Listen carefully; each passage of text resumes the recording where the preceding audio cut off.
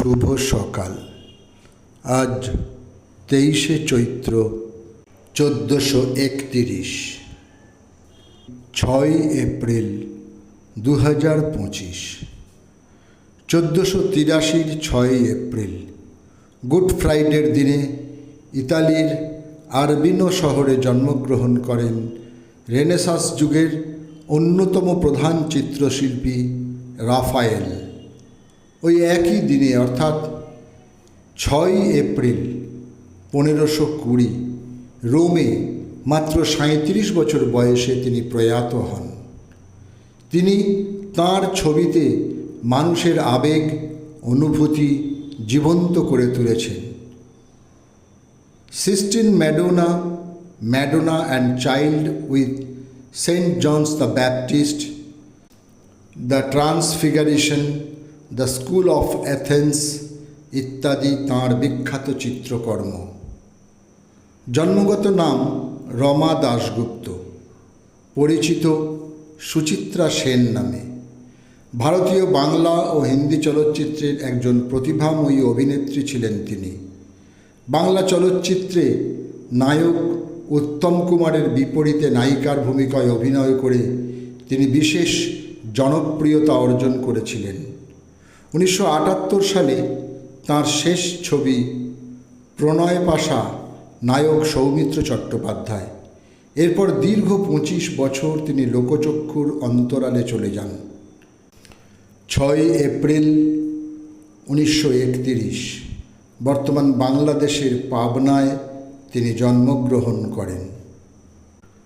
রবীন্দ্রনাথ ঠাকুরের স্নেহধন্যা বিশিষ্ট গায়িকা সাহানা দেবীর আজ মৃত্যুদিন। রবি ঠাকুরের পাশাপাশি তিনি ছিলেন ঋষি অরবিন্দের প্রিয় শিষ্যা ও শ্রী মায়ের আদরণী কন্যা। 1990-এর 6 এপ্রিল পণ্ডিচেরি আশ্রমেই তিনি পরলোক গমন করেন। রবীন্দ্রনাথ ঠাকুর তাঁকে বলেছিলেন, তোমাকেই দেখলাম সংসারে থেকেও গান তোমার কাছে এত প্রিয়। মেয়েদের মধ্যে এটা কম দেখা যায়, তারা সংসার করতে বড্ড ভালোবাসে। তুমি যখন আমার গান করো শুনলে মনে হয় আমার গান রচনা সার্থক হয়েছে। যে গানে আমি যতখানি আছি ততখানি ঝুনুও আছে। ঝুনু সাহানা দেবীর ডাক নাম। বাঙালি নাট্যকর্মী, পরিচালক ও খ্যাতনামা অভিনেতা শেখর চট্টোপাধ্যায়ের আজ মৃত্যুদিন। সময়টা 1994। তাঁর অভিনীত চরিত্রগুলি হল কল্লোলে সরদুল সিং, ম্যাকবেথে, ম্যাকডাফ, ওথেলোতে ইয়াগো উল্লেখযোগ্য। তাঁর পরিচালিত চলচ্চিত্র বসুন্ধরা 1984 সালে রজতকমল সম্মানে সম্মানিত হয়েছিল।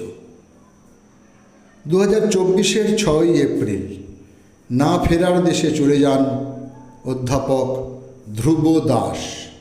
তিনি ছিলেন একজন ভালো মঞ্চ অভিনেতা ও নির্দেশক। এর পাশাপাশি তিনি একজন দক্ষ নাট্যকারও। রবীন্দ্রভারতী বিশ্ববিদ্যালয়ের অধ্যাপক হয়ে যুক্ত হবার সময় তাঁর উক্তি ছিল, আমার নেশা ও পেশা এক। যারা তাঁর সংস্পর্শে এসেছেন তাঁরা পেয়েছেন ভালো মাস্টারমশাই ও একজন পরম বন্ধুকে। সকলকেই আমার আনত প্রণাম।